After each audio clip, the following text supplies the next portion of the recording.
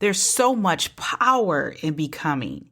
It's a journey. It's a process. It's an awakening. Friends, it's time to stop just talking about it and to start being about it. Welcome back to the Hypocrites and Hypochondriacs podcast gathering. If you are looking to be inspired and encouraged, you've come to the right place.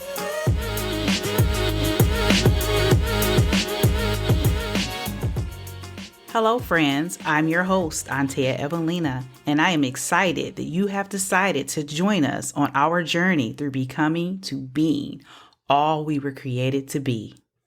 So I have this cup that says stop dreaming and start doing. And I realize that it is so easy to dream, but it's really hard to do. It's really hard to execute. It's kind of that weird space in between the dream and the actual dream coming to pass that is the most challenging. And I think that's where you need the most faith.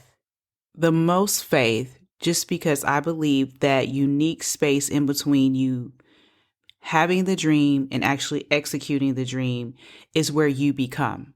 It's where you be it, because I believe that there is such an importance in being something before you actually can do it.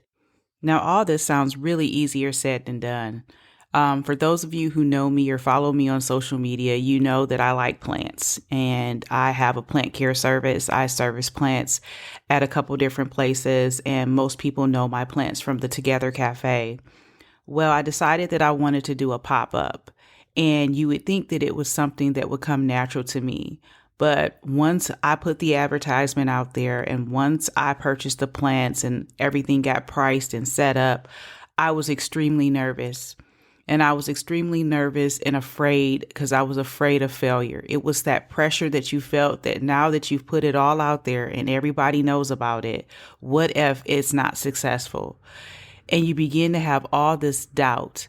And so that's where you need the faith to continue, to do it anyway, to do it afraid. And that's where courage comes in. See, friends, you need the faith to continue and the courage to defy every obstacle. One of the things that we need to check is our mindset.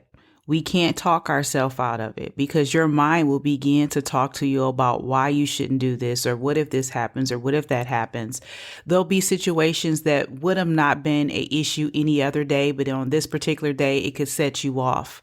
And so you have to have a conversation with yourself and say, no matter what, I'm going to do this. And that's why it's so important to write things down. The Bible tells us to write the vision down. It also tells us to make it plain, that man may see it and run with it. And I love that just because it's your vision, you're writing it down. But when it speaks of men, I believe that's meaning people are going to come alongside you and support you. The amount of support that I got for my very first pop-up, it really showed me that people love me. And you know what people are drawn to? They're drawn to your tenacity. They're drawn to people who are actually doing something that is challenging, or just doing something. Like people have their own obstacles that they face in their life. And when you can see somebody else just accomplishing something, I had a friend, Dante, who told me that he wanted to support me because he believes in me. He believes in what I'm doing. And so he was there and his family was there and he purchased a plant. And my very first customer was Wilmari. And she showed up and she wrote me a card because that's her love language. She loves to write cards and they're so inspirational. And so I read that card and I put it right at my point of sale. I put it right there for everybody to see because it was encouraging to me. And so it's like I put that out there and men ran with it. People came and showed up. And there was a point there where it was just buzzing and every table was filled and people were there and they were supporting a pop-up plant shop, So write that vision, make it plain. And that's something that you can refer back to when you begin to talk yourself out of what you're doing. Because I believe that it's so easy to dream, but that in between space almost seems impossible to navigate. And so that's why you have to write yourself a roadmap. Friends, whatever that dream of yours is, no matter how big or how small, do it. Do it, and do it afraid. Write it down, write you a plan of execution, and write it down and chip away at it. and obstacles may come. But I'm going to tell you, it's in the small victories that really build you up to accomplish the big things. So this plant pop-up shop is only one small thing that I was set out to accomplish, and I did it.